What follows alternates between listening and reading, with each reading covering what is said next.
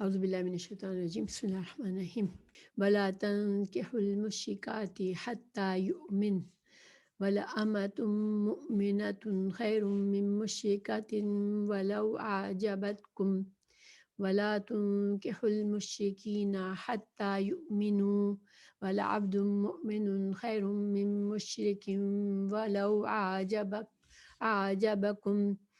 أولئك يدعون إلى النار والله يدعو إلى الجنة والمغفرة بإذنه ويبين آياته للناس لعلهم يتذكرون۔ ترجمہ ہے اور شرک کرنے والی عورتوں سے اس وقت تک کہ وہ ایمان نہ لائے تم نکاح نہ کرو۔ ایمان والی لونڈی بھی شرک کرنے والی آزاد عورت سے بہت بہتر ہے، گو تمہیں مشرکہ ہی اچھی لگتی ہو، اور نہ شرک کرنے والے مردوں کے نکاح میں اپنی عورتوں کو دو جب کہ وہ ایمان نہ لائیں۔ ایمان والا غلام آزاد مشرک سے بہتر ہے، گو مشرک تمہیں اچھا لگے۔ یہ لوگ جہنم کی طرف بلاتے ہیں اور اللہ جنت کی طرف اور اپنی بخشش کی طرف اپنے حکم سے بلاتا ہے۔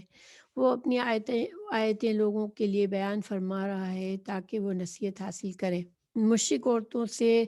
مراد کیا ہے کہ بت پرست اور بت پرست یعنی کہ بتوں کی پجاری عورتیں،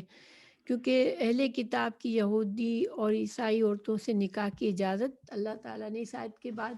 سورہ المائدہ کی آیت نمبر 5 میں مردوں کے لیے اہل کتاب کی عورتوں سے نکاح کرنا جائز قرار دیا۔ جو غلام ہے یعنی کہ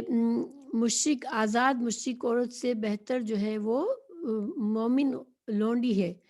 چاہے کہ وہ مشرک عورت خوبصورت بھی ہو اور تمہیں اچھی بھی لگے۔ اسی طرح عورتوں کے لیے جو ہے وہ اللہ تعالیٰ نے فرمایا کہ مشرک مردوں سے اپنی عورتوں کا نکاح نہ کراؤ۔ تو اب یہاں پر اس سے یہ بھی ایک حکم پتہ چلتا ہے کہ اسلام میں عورت جو ہے وہ اپنے ولی کے اجازت کے بغیر نکاح نہیں کرتی۔ رسول اللہ صلی اللہ علیہ وسلم کی حدیث بھی ہے کہ ولی کی اجازت کے بغیر نکاح سے اللہ تعالیٰ رسول اللہ صلی اللہ علیہ وسلم نے منع فرمایا۔ تو اسلام میں عورت کا نکاح جو ہے وہ ولی کی اجازت سے ہوتا ہے، اور یہاں بھی اللہ تعالیٰ نے مردوں ہی کی طرف یہ بات کہی کہ اپنی عورتوں کا نکاح تم مشرک مردوں سے مت کرو۔ تو لیکن جب آیت 5 میں سورہ المائدہ کی آیت نمبر 5 پہ جب اللہ تعالیٰ نے مردوں کو اجازت دی مشرک اہل کتاب کی پاک دامن عورتوں کے ساتھ نکاح کی اجازت دے دی، تو اس آیت کے بعد تو اس سے یہ ثابت ہوتا ہے کہ مردوں کے لیے جائز ہے کہ وہ اہل کتاب کی پاک دامن عورتوں سے نکاح کر سکتے ہیں۔ لیکن چونکہ اس میں جو ہے انسان کے ایمان کو خطرہ ہو سکتا ہے، شوہر اور بیوی کا ایک دوسرے کے اوپر دینی اثر ہوتا ہے، تو اگر وہ عورت دین کی طرف مائل نہیں ہوتی اور یہودی یا عیسائی عورت سے انسان شادی کرتا ہے تو پھر اس سے بچوں کے دین پر بھی فرق آتا ہے اور انسان کے اپنے دین سے بھی وہ دوری ہو جاتی ہے۔ اس وجہ سے حضرت عمر فاروق نے اپنے دور میں اس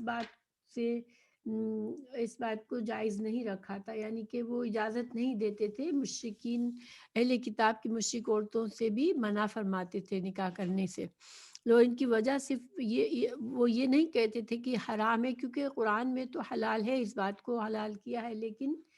حضرت عمر ایک احتیاط کے پہلو سے لوگوں کو انکریج کرنے کے لیے کہ وہ مسلمان عورتوں کو چوز کرے اور اپنے ایمان کی حفاظت کرے، اس وجہ سے اس بات سے منع فرمایا تھا۔ اور عورتوں کے بارے میں جو ہے وہ یہ اجماع ہے امت مسلمہ میں کہ کیونکہ اللہ سبحانہ تعالیٰ نے جب مردوں کو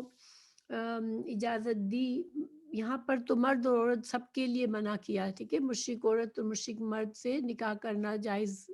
سے منع فرمایا، لیکن پھر سورہ المائدہ میں چونکہ مردوں کے لیے اجازت دے دی کہ وہ پاک دامن عورتوں سے نکاح کر سکتے ہیں، اہل کتاب کی پاک دامن عورتوں سے نکاح کر سکتے ہیں، اس وجہ سے صرف مردوں کی اجازت وہاں ہے، اس وجہ سے جو ہے عورتوں کے لیے اس چیز کو حلال نہیں، امت مسلمہ میں اس چیز کو حلال نہیں سمجھا جاتا کہ ایک عورت جو ہے وہ یہود اور نصارہ کے مردوں سے شادی کی جائے عورت کی۔ اور مردوں کو کے بارے میں شادی نکاح کے بارے میں رسول اللہ صلی اللہ علیہ وسلم کی حدیث ہے کہ آپ صلی اللہ علیہ وسلم نے 4 وجوہات بتائی کہ جن کی بنا پر انسان نکاح کرتے وقت ایک مرد ان چیزوں پر عورت کی ان چیزوں کی وجہ سے عورت کو ترجیح دے، تو ایک اس کے مال کی وجہ سے، اس کے خاندان کی وجہ سے، اس کے حسن و جمال کی وجہ سے اور اس کے دین کی وجہ سے۔ پھر یہ 4 باتیں بتا کر آپ صلی اللہ علیہ وسلم نے فرمایا کہ تم دیندار عورت سے شادی کرنے میں کامیابی حاصل کرو۔ تو گویا کہ آپ صلی اللہ علیہ وسلم نے ترجیح کس چیز کو دی کہ دیندار عورت سے شادی کرے انسان۔ اسی طرح جو ہے ایک حدیث میں آپ نے فرمایا کہ دنیا کا سارا ساز و سامان جو ہے اس میں سب سے جو بہترین متاع ہے وہ ایک نیک عورت ہے، تو نیک بیوی کا ہونا یہ ایک بہت بڑی سعادت ہے، اس وجہ سے اسی چیز پر ترجیح دی گئی کہ دیندار عورت سے شادی کی جائے۔ پھر اللہ تعالیٰ فرماتے ہیں کہ یہ لوگ تمہیں آگ کی طرف بلاتے ہیں، تو اس کا کیا مطلب ہے کہ جب شوہر یا بیوی دین سے دور ہے یا مشرک ہے، شرک کر رہا ہے، توحید پر نہیں ہے، تو اس کا مطلب ہے کہ انسان جو ہے وہ ایسے ایسے جو ساتھی کو چنتا ہے اپنی زندگی گزارنے کے لیے جو دین سے دور ہے، تو گویا وہ اپنے دین کو بھی کمپرومائز کرتا ہے، اپنے دین کو بھی جسے پیچھے چھوڑتا ہے اور دنیا کو ترجیح دیتا ہے، تو یہ انسان کے لیے برا ہو سکتا ہے اور اس کے آخرت کا انجام کے لحاظ سے خطرناک ہو سکتا ہے۔ اس کے مقابلے میں اللہ تعالیٰ فرما رہا ہے کہ اللہ تمہیں پکارتا ہے، جنت کی طرف دعوت دیتا ہے اور مغفرت کی اپنے اذن سے۔ اس کا مطلب یہ کہ اللہ تعالیٰ جو شریعت کے احکامات ہمیں قرآن اور حدیث کے ذریعے ہمیں جو شریعت کے احکامات دیے جا رہے ہیں وہ انسان کے لیے نفس کو پاکیزگی کے لیے ہے، اور اس سے انسان جو ہے وہ گناہوں سے پاک ہو کے اس کی جنت اور اس کی مغفرت کے لیے اس کے لیے بہترین ہے یہ۔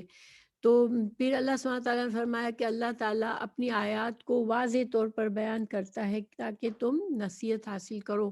یہ اہم معاملہ ہے، شادی نکاح کا اہم معاملہ ہے، اور انسان اس میں اپنے وقتی جذبات پر بعض اوقات اپنی دین یا اپنے آخرت کا نقصان کر بیٹھتا ہے، تو یہ اس میں دنیا بھی بعد میں خراب ہی ہوتی ہے، تو انسان کو اس معاملے میں بہت سوچ سمجھ کر چلنا چاہیے۔ پھر اللہ سبحانہ تعالیٰ اگلی آیت ہے وَيَسْأَلُونَكَ عَنِ الْمَحِيضِ وَلَا تَقْرَبُوهُنَّ حَتَّى يطهرن فإذا تطهرن فأتوهن من حيث أمركم الله إن الله يحب التوابين ويحب المتطهرين۔ اس کا ترجمہ ہے، آپ سے حیض کے بارے میں سوال کرتے ہیں، آپ کہہ دیجئے کہ وہ گندگی ہے، حالت حیض میں عورتوں سے الگ رہو، اور جب تک وہ پاک نہ ہو جائیں ان کے قریب نہ جاؤ، ہاں جب وہ پاک ہو جائے تو ان کے پاس جاؤ جہاں سے اللہ نے تمہیں اجازت دی ہے، اللہ توبہ کرنے والوں کو اور پاک رہنے والوں کو پسند فرماتا ہے۔ تو اس آیت کی تھوڑی وضاحت کر لیتے ہیں۔ بلوغت کے بعد جو ہے ہر عورت کو ایام ماہواری میں جو خون آتا ہے اسے حیض کہتے ہیں، اور اس کے علاوہ بیماری کی وجہ سے خلاف عادت بعض عورتوں کو جو خون آتا ہے وہ اس کو استحاضہ کہتے ہیں، تو استحاضہ کا حکم یہاں نہیں ہے، یہاں پر حیض کا حکم ہے۔ تو حیض کے حکم میں صحابہ کرام نے سوال کیا، صحابہ کرام اس وجہ سے، اس کی وجہ یہ تھی کہ یہودی جو تھے، یہود میں اس معاملے میں بہت سخت قانون تھا کہ عورتوں کو بالکل نجس سمجھا جاتا تھا حیض کے زمانے میں، اور اس سے بالکل ملنا جلنا، کھانا پینا سب کچھ الگ کر دیا جاتا تھا اس کا۔ تو اللہ سبحانہ تعالیٰ نے یہ آیت نازل فرمائی جس میں یہ بتایا گیا کہ حیض کے ایام کے لیے جو ہے وہ عورت کو پہلی بات یہ کہ عورت نماز معاف ہوتی ہے حیض کے دوران، یعنی کہ حیض کے وقت جو نماز مس ہوتی ہے ان دنوں میں نماز نہیں پڑھ سکتی عورت، لیکن اس کی قضا نہیں ادا کرنی ہوتی ہے۔ مگر روزے بھی نہیں رکھ سکتی، لیکن روزوں کی بعد میں قضائی دینی پڑتی ہے۔ اس کے علاوہ ہے اس کے ایام میں جو ہے مرد کے لیے عورت سے ہم بستری منع ہے، یعنی بوس و کنار کیا جا سکتا ہے لیکن اس کے ساتھ جماع نہیں کیا جا سکتا۔ اور اسی طرح کھانا پکانا دیگر گھر کے کام کاج عورت کر سکتی ہے۔ اسلام میں نجس نہیں سمجھا گیا کہ عورت کو بالکل الگ تھلگ کر دیا جائے۔ اس کے علاوہ یہاں پر اللہ سبحانہ تعالیٰ نے یہ فرمایا کہ من حیث امرکم اللہ، کہ جب حیض سے پاک ہو جائے عورت تو یطہرنا، وہ پاک ہو جائے کا مطلب جب خون آنا بند ہو جائے، اور فَإِذَا تَطَہَّرْنَا کا مطلب ہے کہ جب وہ خون بند ہونے کے بعد وہ غسل بھی کر لے تو پھر وہ پاک صاف ہو گئی۔ تو یہاں پر علماء میں اختلاف ہے کہ جب حیض کا خون بند ہو جائے، چاہے ابھی اس نے غسل نہیں کیا تو اب بھی اس سے مباشرت جائز ہے۔ اور دوسرے علماء نے کہا کہ نہیں، جب حیض خون بند ہو جانے کے بعد جب تک عورت غسل نہ کر لے، جب تک مباشرت نہیں ہو سکتی اس سے، تو یعنی کہ جب عورت بالکل پاک صاف ہو جائے غسل کر لے تو اس کے بعد جو ہے وہ شوہر بیوی سے جماع کر سکتا ہے۔ تو اب یہاں پر فآتوہن من حیث امرکم اللہ کا کیا مطلب ہے کہ جس طرح سے اللہ سبحانہ تعالیٰ نے اجازت دی ہے، تو یہ جو ہے اس سے مطلب یہ کہ صرف شرمگاہ کے ذریعے جو ہے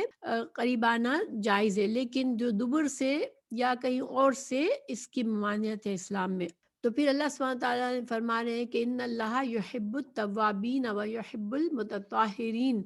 اللہ سبحانہ تعالیٰ جو ہے وہ توبہ کرنے والوں کو اور پاک صاف رہنے والوں کو پسند فرماتا ہے۔ یعنی کہ ان ایام میں شوہر کا جو عورت سے ممانعت ہے جماع کی، تو اس میں ہی پاکیزگی ہے، اور اللہ سبحانہ تعالیٰ پاکیزگی کو پسند کرتا ہے۔ نساؤکم حرث لکم فأتوا حرثکم انی شئتم وقدموا لأنفسکم واتقوا اللہ واعلموا انکم ملاقوہ وبشر المؤمنین۔ تمہاری بیویاں تمہاری کھیتیاں ہیں، اپنی کھیتیوں میں جس طرح چاہو آؤ اور اپنے لیے نیک اعمال آگے بھیجو اور اللہ تعالیٰ سے ڈرتے رہا کرو، اور جان رکھو کہ تم اس سے ملنے والے ہو، اور ایمان والوں کو خوشخبری سنا دو۔ تو یہاں پر عورت کے ساتھ جو کھیتی کا لفظ استعمال کیا ہے، تو اس کا یہ مطلب ہے کہ اولاد کی طرف اشارہ ہے کہ انسان جب شوہر اور بیوی کے تعلق سے انسان اولاد کی امید کرے، اور اس میں یہ بھی ہے کہ جو مباشرت جو ہے وہ آگے سے ہی کی جائے۔ اس کے علاوہ اس بات میں یہ بھی ہے کہ کھیت جو ہوتا ہے کسان کے لیے بہت ہی اہم ہوتا ہے، وہ اس کی حفاظت کرتا ہے، اس کے یعنی کہ اس کے اوپر اپنی محنت لگاتا ہے۔ تو عورت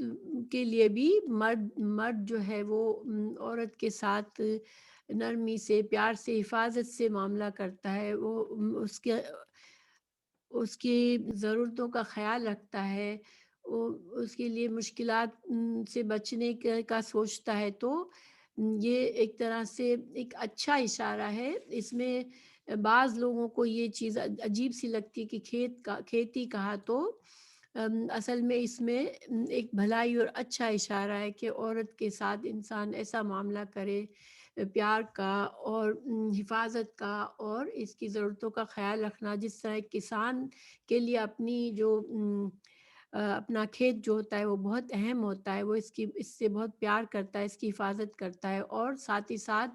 اولاد کی امید رکھے انسان اپنے ریلیشن سے۔ وَلَا تَجْعَلُوا اللَّهَ عُرْضَةً لِأَيْمَانِكُمْ أَن تَبَرُّوا وَتَتَّقُوا وَتُصْلِحُوا بَيْنَ النَّاسِ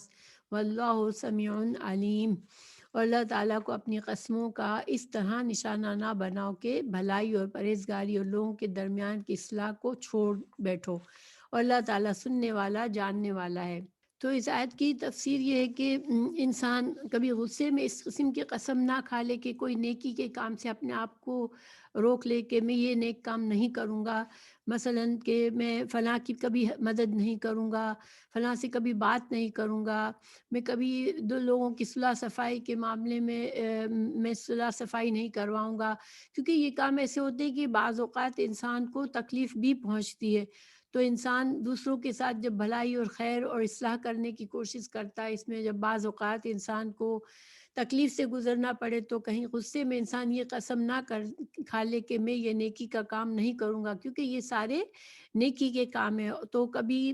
قسم کھا کے نیکی کے کام سے رکنا نہیں چاہیے، اور قسم صرف اللہ ہی کی کھائی جا سکتی ہے۔ اور یہاں پر یہ بھی بات کہی کہ اگر حدیث سے ہمیں پتہ چلتا ہے کہ اگر انسان ایسا کر بیٹھے کہ غصے میں ایسی قسم کھا لے تو پھر اس کا کفارہ ادا کر کے اس قسم کو توڑ دے۔ تو لیکن اللہ تعالیٰ یہاں فرما رہے ہیں کہ جو بغیر سوچے سمجھے بعض اوقات انسان جو ہے وہ قسم، بعض لوگوں کی عادت ہوتی ہے واللہ واللہ، تو یہ جو ہے یہ بغیر ارادے کے انسان قسم کھاتا ہے۔ لا یؤاخذکم اللہ باللغو فی ایمانکم ولکن یؤاخذکم بما کسبت قلوبکم واللہ غفور حلیم۔ اللہ تمہیں تمہاری ان قسموں پر نہ پکڑے گا جو پختہ نہ ہوں، ہاں اس کی پکڑ اس چیز پر ہے جو تمہارے دلوں کا فعل ہے، اللہ تعالیٰ بخشنے والا اور بردبار ہے۔ تو بعض لوگوں کی عادت ہوتی ہے کہ ہر بات میں واللہ کر کے قسم کھا لیتے ہیں، تو اور بغیر سوچے سمجھے عادتاً قسم کھاتے ہیں، تو اس پر پکڑ تو نہیں ہے کہ اگر اس کے خلاف بات کر لی تو اس پر پکڑ نہیں ہے، کفارہ نہیں ہے، لیکن انسان کو ایسی عادت چھوڑ دینی چاہیے۔ اور دوسری بات یہ کہ اللہ سبحانہ تعالیٰ ان قسموں پر مواخذہ کرے گا اگر ان قسموں کو توڑا گیا جو کہ پکے ارادے سے دل سے کی گئی ہو، اور اس کے بعد ان کو توڑ دیا جائے اور کفارہ بھی نہ ادا کیا جائے، تو پھر اس کا گناہ ہے اور اس کا جواب انسان جوابدہ ہوگا اس کے لیے۔ اور اللہ سبحانہ تعالیٰ واللہ غفور حلیم، اللہ تعالیٰ بہت بخشنے والا اور بردبار ہے۔ تو اگر قسم انسان کھا لے اور پھر قسم توڑنی پڑ جائے تو کفارہ ادا کر دے، اللہ سبحانہ تعالیٰ بہت معاف کرنے والا ہے۔ تو پھر آگے ہے للذین یؤلون من نسائہم تربص اربعۃ اشہر فإن فاؤوا فإن اللہ غفور رحیم۔ جو لوگ اپنی بیویوں سے تعلق رکھنے کی قسمیں کھائیں، اس کے لیے 4 مہینے کی مدت ہے، پھر اگر وہ لوٹ آئیں تو اللہ تعالیٰ بھی بخشنے والا اور مہربان ہے۔ یہاں پر یؤلونا کا مطلب ایلاؤن جو ہے وہ یہاں پر قسم کے معنی میں ہے، یعنی اس آیت کا کیا مطلب ہے کہ اگر کوئی شوہر جو ہے وہ اگر قسم کھا لے کہ اپنی بیوی سے 1 مہینے یا 2 مہینے تعلق نہیں رکھے گا، تو ایسی صورت میں وہ قسم کی مدت پوری کر کے اس کے بعد تعلق قائم کر لیتا ہے تو اس کا کوئی کفارہ نہیں ہے۔ ہاں البتہ اس دوران قسم توڑتا ہے اور اس سے پہلے وہ تعلق کرتا ہے تو پھر اسے کفارہ دینا پڑے گا۔ اور اس کے علاوہ اگر وہ 4 مہینے سے زیادہ کی قسم کھا لیتا ہے کہ میں 4 مہینے یا 5 مہینے اس طرح کی قسم کھاتا ہے بیوی سے دور رہنے کی، یا پھر کوئی کسی مدت کے تعین کے بغیر قسم کھاتا ہے، تو ایسے کے لیے اللہ تعالیٰ نے مدت مقرر کر دی کہ اگر شوہر اور بیوی میں کوئی ایسی بات ہو گئی ہے کہ شوہر نے ناراض ہو کے قسم کھائی ہے، تو پھر وہ زیادہ سے زیادہ 4 مہینے تک وہ اس عورت سے دور رہ سکتا ہے، لیکن 4 مہینے کے بعد اس کو یہ اجازت نہیں ہے یا تو پھر وہ طلاق دے اس عورت کو یا پھر سے اپنا تعلق صحیح کر لے۔ تو لیکن اگر اس نے 4 مہینے سے زیادہ کی قسم کھائی ہوگی یا غیر مدت کے لیے، یعنی مدت کا تعین نہیں کیا ہوگا، تو پھر عورت پھر اگر وہ عورت سے 4 مہینے کے بعد اگر تعلق کرتا ہے تو یہ تو اللہ کا حکم ہے کہ 4 مہینے کے بعد کر سکتا ہے، مگر اس کو قسم کا کفارہ دینا پڑے گا۔ اور اگر وہ 4 مہینے کے بعد بھی عورت سے تعلق نہیں رکھنا چاہتا تو پھر اس وقت اس عورت کو آزاد کرنا پڑے گا، کیونکہ کسی عورت کو اس طرح سے معلق رکھنا یہ ظلم ہے اور زیادتی ہے، تو اللہ سبحانہ تعالیٰ ظلم اور زیادتی کو نہیں پسند کرتا۔ فَإِنْ عَزَمُوا الطَّلَاقَ فَإِنَّ اللَّهَ سَمِيعٌ عَلِيمٌ۔ اللہ سبحانہ تعالیٰ اب یہاں پر بتا رہے ہیں کہ اگر انسان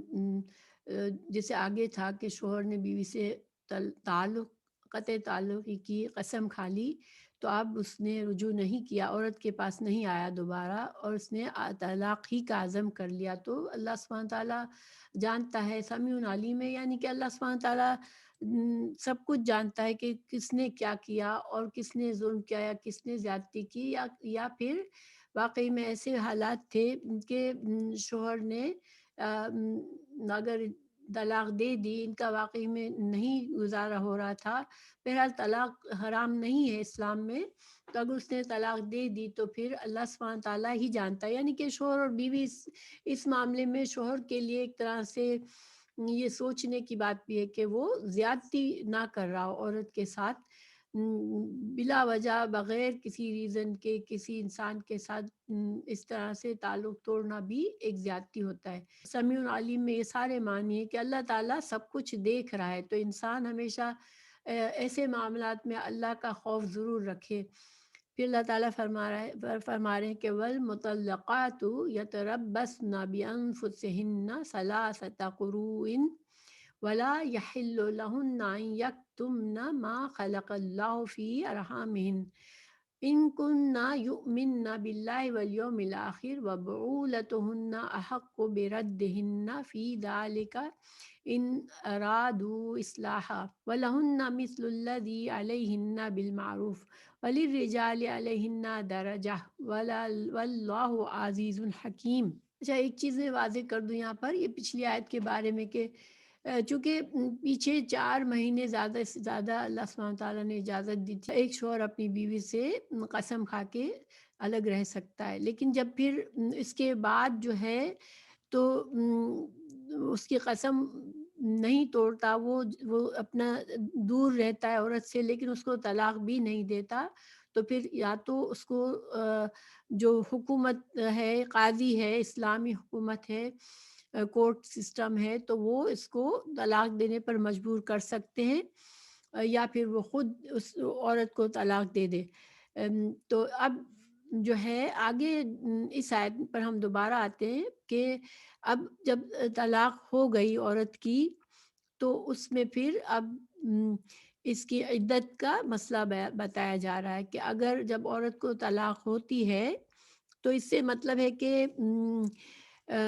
طلاق کی عدت جو ہے نا، عورت کی عدت کے بارے میں مختلف حالات میں مختلف عدت کے حکم ہے، جیسے حائضہ کا حکم الگ ہے، وہ وضع حمل تک ہے، اسی طرح جس عورت کے ساتھ نکاح ہوا مگر تعلق قائم نہیں ہوا شوہر اور بیوی کا اور دخول نہیں ہوا، تو اس پر بھی طلاق ہو گئی فوراً، تو اس پر بھی عدت، اس کی بھی عدت، اس عورت کی عدت بھی نہیں ہے۔ ایسی عورت جس کو حیض نہ آتا ہو تو اس کی عدت بھی، یہ اس کے عدت کا حکم بھی یہاں نہیں ہے، اس کی عدت 3 مہینے ہوتی ہے۔ یہاں پر بتایا جا رہا ہے کہ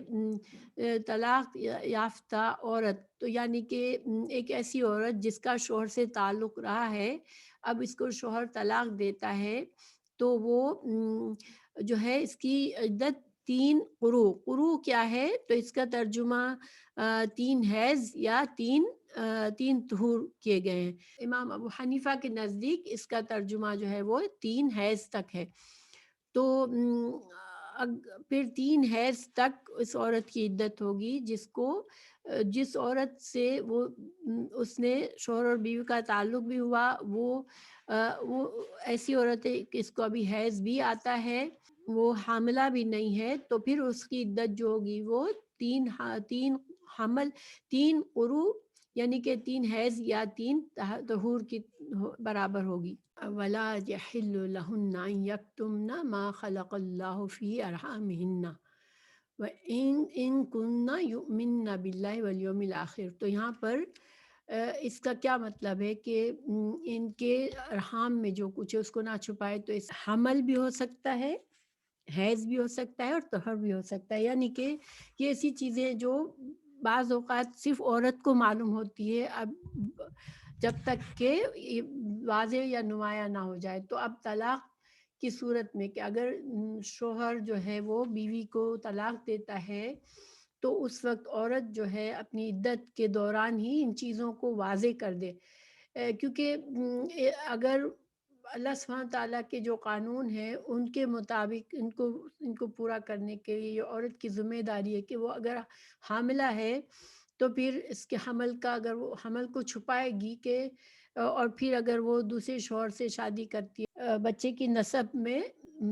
کی نسب غلط ہو جائے گی کہ وہ کسی اور باپ سے منسوب ہو جائے گا۔ اسی طرح اگر وہ اپنے حیض یا اپنے طہر کو چھپاتی ہے تو اس کی جو عدت کا شمار ہے اس میں مسٹیکس ہو سکتی ہے، کیونکہ عدت جو ہے وہ اس کے حیض یا طہر سے گنی جاتی ہے، تو ان چیزوں سے پھر حرام کا ارتکاب ہو سکتا ہے کہ اور انسان شوہر اور بیوی دونوں گنہگار ہو سکتے ہیں، اور چونکہ عورت نے اگر چھپائی ہے بات تو یہ عورت کی ذمہ داری کہ وہ ایسی باتوں کو نہ چھپائے اور اللہ سے ڈرے، یہ اپنے ایمان اس کو اپنے ایمان کی حفاظت کرنی چاہیے اور اس طرح کی چیزیں نہ چھپائے، کیونکہ بعض اوقات یہ ہو سکتا ہے کہ عورت خود چاہتی ہے کہ وہ دوبارہ اس شوہر رجوع نہ کرے اس کے ساتھ، اور وہ اپنے حمل کو بھی چھپا لیتی ہے یا اپنی عدت میں جلدی آزاد ہونے کے لیے یا اس طرح سے وہ ان چیزوں کو چھپا سکتی ہے، یا پھر اپنی عدت کو اور لمبا کرنے کے لیے چھپا سکتی ہے۔ تو یہ سارے باتیں جو ہیں وہ جائز نہیں ہے اور انسان کو حرام کی طرف لے جاتی ہے۔ اللہ سبحانہ تعالیٰ فرماتے ہیں کہ وَبَعُولَتُهُنَّ أَحَقُّ بِرَدِّهِنَّ فِي ذَلِكَ إِنْ أَرَادُوا إِصْلَاحًا۔ تو یہاں پر اللہ تعالیٰ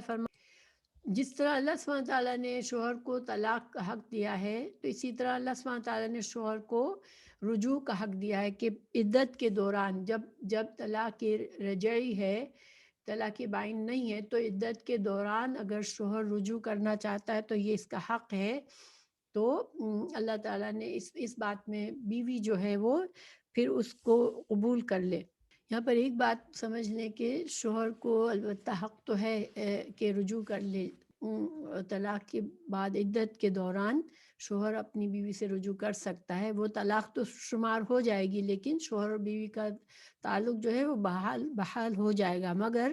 اللہ تعالیٰ نے فرمایا کہ ان ارادو اصلاحاً، یعنی کہ مرد کی نیت بری نہ ہو کہ وہ بیوی کو صرف ستانے کے لیے طلاق دے رجوع کرے، یہ مطلب نہ ہو، وہ اپنے اس کے دل میں خیر خواہی ہو اور وہ چاہتا ہے کہ اب جو ہے وہ ایک دوسرے کے ساتھ اچھی طرح رہیں گے، اس نیت سے وہ دوبارہ رجوع کر لے۔ پھر اللہ تعالیٰ فرما رہے ہیں کہ وَلَهُنَّ مِثْلُ الَّذِي عَلَيْهِنَّ بِالْمَعْرُوفِ، اور یہاں پر اللہ سبحانہ تعالیٰ نے یہ بھی فرما دیا کہ عورتوں کے بھی حقوق ہوتے ہیں شوہروں پر۔ اللہ سبحانہ تعالیٰ نے معروف جو ہوتا ہے وہ بھلائی کے ساتھ اور جس کو بھلا سمجھا جاتا ہے، تو شوہر اور بیوی کے دونوں پر حقوق برابر کے ہیں۔ وَلِلرِّجَالِ عَلَيْهِنَّ دَرَجَةٌ، لیکن اللہ تعالیٰ نے کچھ معاملات میں شوہر کو جو ایک درجہ زیادہ دیا ہے، واللہ عزیز الحکیم، اور اللہ عزیز اور حکیم ہے۔ تو مردوں کو ایک درجہ زیادہ ہے، تو چونکہ مردوں کو اللہ سبحانہ تعالیٰ نے ذمہ دار بنایا ہے عورتوں کی ضروریات کا، ان کے کھانا پینا، رہنا، لباس اور ان کی جائز ضرورتوں کو پورے کرنے کے لیے، اور مرد کام کرتا ہے، کماتا ہے، عورت کی ضروریات پوری کرتا ہے، تو اور اس کے علاوہ مرد کو اللہ سبحانہ تعالیٰ نے جسمانی طور پر بھی زیادہ قوت دی ہے، تو ان وجوہات کی بنا پر مرد کو عورت کے اوپر ایک درجہ زیادہ ہے۔ پھر واللہ عزیز الحکیم، اللہ سبحانہ تعالیٰ کے ہر فیصلے میں حکمت ہوتی ہے، تو انسان کو ان چیزوں میں اپنا دل چھوٹا نہیں کرنا چاہیے، نہ اس طرح سے سوچنا چاہیے کہ یہ ایسا کیوں ہے۔ کسی کو اللہ نے اگر کوئی نعمت دی ہے تو اللہ سبحانہ تعالیٰ حکیم ہے، اللہ جانتا ہے کہ کس کو اللہ سبحانہ تعالیٰ نے کیا نعمت دی ہے، کس کو کیا درجہ دیا ہے۔ انسان کو اللہ سبحانہ تعالیٰ کے فیصلوں پر راضی رہنا چاہیے۔ پھر المطلقات مرتان فامساکم بمعروف او تسریح باحسان، یہ طلاقیں 2 مرتبہ ہیں، یا پھر یا تو اچھائی سے روکنا یا عمدگی کے ساتھ چھوڑ دینا ہے۔ تو یہاں پر یہ جو حکم ہے یہ طلاق رجعی کے بارے میں ہے، کہ طلاق رجعی 2 دفعہ ہو سکتی ہے۔ تو طلاق کا جو حکم ہے کہ مرد جو ہے 3 بار وہ طلاق دے سکتا ہے، تو اور یہ تینوں طلاقیں ایک ساتھ دینا صحیح نہیں ہے۔ تو جب دو طلاق جو پہلی 2 طلاقیں ہوتی ہیں، اس کا یہ ہے کہ اگر عورت شوہر پاکیزگی میں ایسے طور میں جب کہ اس نے اپنی بیوی کے سے مباشرت نہ کی ہو، طلاق دے سکتا ہے۔ اس کے بعد عدت کا کاؤنٹ ہوتا ہے، تو 3 حیض تک عدت ہوتی ہے۔ تو اس عدت کے دوران پہلی طلاق میں شوہر کو یہ حق ہوتا ہے کہ وہ بیوی سے اگر رجوع کر لیتا ہے عدت کے دوران ہی، تو پھر دونوں دوبارہ سے شوہر اور بیوی کی طرح رہ سکتے ہیں۔ البتہ یہ ایک طلاق کاؤنٹ ضرور ہوگی کہ اس نے ایک بار اپنا طلاق کا حق اس نے اپنا پورا کر لیا ہے۔ پھر اگر جو ہے اور اس طلاق کے دوران پہلی طلاق میں جو رجعی طلاق ہے، اس میں عورت جو ہے اپنے گھر میں ہی رہتی ہے، شوہر کے گھر میں ہی رہتی ہے، اور شوہر کو حق ہوتا ہے کہ وہ رجوع کر لے۔ اور اگر وہ اخلاص کے ساتھ رجوع کرتا ہے تو پھر عورت کو منع کرنے کے لیے یعنی عورت پھر اس کو قبول کر لے۔ اچھا، پھر یہ ہوتا ہے کہ اگر پہلی عدت میں ہی پہلی طلاق میں عدت پوری ہو گئی، 3 حیض آ چکے، تو اب جو ہے وہ طلاق واقع ہو جائے گی، عورت جو ہے وہ رخصت ہو جائے گی شوہر سے، اور اس کو پھر اجازت ہوگی کہ وہ کسی اور سے شادی کر سکے۔ لیکن اگر پہلی طلاق میں عدت کے دوران رجوع ہو گیا، اب کچھ عرصے کے بعد پھر دوبارہ اگر ایسا ہوتا ہے کہ شوہر طلاق دیتا ہے اسے، تو پھر یہی بات ہوگی کہ وہی عدت گنی جائے گی عورت کی 3 قروء تک، اور اس عدت کے دوران بھی عورت اپنے گھر میں ہی رہے گی، شوہر کے گھر میں ہی رہے گی، اور شوہر کو حق ہوگا کہ وہ عدت کے اس دوران رجوع کر لے۔ اگر رجوع کر لیتا ہے تو دونوں کی صلح ہو جاتی ہے، دونوں شوہر اور بیوی کی طرح رہ سکتے ہیں۔ لیکن اب یہ دونوں طلاقیں شمار ضرور ہوں گی کہ اس نے اپنی بیوی کو اس نے 2 طلاقیں دے چکا ہے، اب اس کے پاس رجوع کا حق ختم ہو گیا ہے۔ اب اگر کبھی وہ تیسری طلاق دے گا تو وہ طلاق بائنہ ہوگی، اور اس میں عدت تو ہوگی عورت کی، لیکن اس عدت میں مرد کو رجوع کرنے کا حق نہیں ہوگا، اور عورت جو ہے وہ پھر کسی اور سے شادی کر سکتی ہے، اور وہ عورت اب اس مرد پر حلال نہیں رہے گی کہ وہ اس سے طلاق کے بعد دوبارہ شادی کر لے۔ ہاں، یہ ہو سکتا ہے کہ وہ کسی اور سے شادی کرے، اور کسی اور مرد کے ساتھ بھی کسی وجہ سے اس کے نہ بنی، اور یا پھر وہ دوسرے مرد کا انتقال ہو گیا، تو ان صورتوں میں دوبارہ اگر یہ دونوں شوہر اور بیوی دوبارہ چاہے تو نکاح کر سکتے ہیں۔ سبحانہ تعالیٰ ان آیت میں اس طلاق رجعی کے بارے میں بتا رہے ہیں کہ اس کے احکامات کے بارے میں تفصیل بتا، اور یہاں پر ایک بات یاد رکھنے کی ہے کہ اللہ سبحانہ تعالیٰ فرما رہے ہیں کہ یا تو تم معروف طریقے سے اس عورت کو روک لو، یعنی ان 2 طلاقوں کے میں دوران اگر شوہر رجوع کر لیتا ہے تو پھر یا تو معروف طریقے سے رجوع کرے اور اچھی طرح سے اس کے ساتھ زندگی گزارے، یا پھر اگر رجوع نہیں کی تو پھر تسریح باحسان، پھر الگ بھی کرنا ہے تو کیا کرو، احسان کے ساتھ الگ کرو۔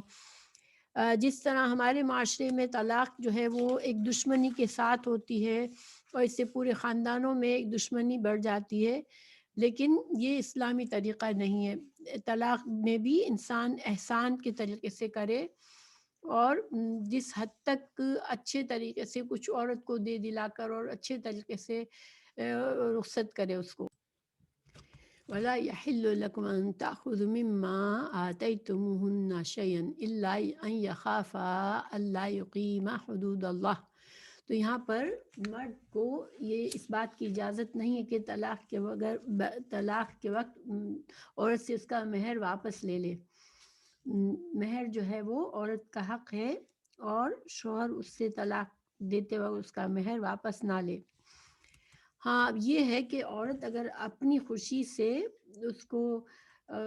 کوئی چیز معاف کرنا چاہے تو اس میں یہ جائز ہے، مگر شوہر کو اس طرح سے اس کو تنگ نہ کرے کہ وہ تنگ آ کر دباؤ میں آ کر وہ اس کو اپنا مہر واپس کرے، تو یہ چیز مرد کے لیے جائز نہیں ہے۔ آگے اللہ سبحانہ تعالیٰ فرما رہے ہیں کہ اللہ ان یخافا اللہ یقیم حدود اللہ فإن خفتم اللہ یقیم حدود اللہ فلا جناح علیہما فیما افتدت بہ تلک حدود اللہ فلا تعتدوها ومن یتعد حدود اللہ فاولئک هم الظالمون۔ تو اگر تمہیں ڈر ہو کہ یہ دونوں اللہ کی حدیں قائم نہ رکھ سکیں گے تو عورت رہائی پانے کے لیے کچھ دے ڈالے، اس میں دونوں پر کوئی گناہ نہیں ہے۔ یعنی کہ عورت جو ہے وہ شوہر کے لیے دل میں نفرت محسوس کرتی ہو یا اس کے ساتھ مل جل کر نہ رہ سکتی ہو اور وہ خلا چاہتی ہو، تو پھر کیا کرے کہ اس صورت میں وہ اپنے مہر کو واپس دے سکتی ہے اور اپنے لیے اس کے بدلے رہائی حاصل کر سکتی ہے۔ تو ایسا کرنے میں شوہر اور عورت اور بیوی، یعنی شوہر اور بیوی دونوں میں سے کسی پر کوئی گناہ نہیں ہے، نہ بیوی کے مہر کو واپس دینے میں، نہ شوہر کے واپس لینے میں۔ اللہ سبحانہ تعالیٰ نے آخر میں فرمایا کہ یہ اللہ کی حدود ہیں، تو پھر انسان اللہ کی حدود کا خیال رکھے۔ تلک حدود اللہ فلا تعتدوها، تو جو کہ یہ اللہ کی حدود ہیں، خبردار ان سے آگے نہ بڑھنا، اور جو لوگ اللہ کے حدود سے تجاوز کر جائے وہ ظالم ہے۔ شوہر اور بیوی کا رشتہ انسان اللہ کے نام سے قائم کرتا ہے، اور اس میں جو حقوق و فرائض ہیں ساتھ مل کر رہنے میں یا علیحدہ ہونے کی صورت میں، طلاق کی صورت میں، خلا کی صورت میں، خلا کی صورت میں، ہر حالت میں انسان اللہ کا خوف اور تقوی رکھے، اور ان معاملات کو بھی احسان کے ساتھ پورا کرنے کی کوشش کرے۔ حالانکہ اس میں احسان کرنا بہت مشکل ہوتا ہے، رشتوں کو جوڑنا تو خوشی کا وقت ہوتا ہے، رشتوں کو توڑنا مشکل ہوتا ہے، لیکن اس میں بھی انسان اللہ کا خوف کرے اور زیادتی کسی پر نہ کرے۔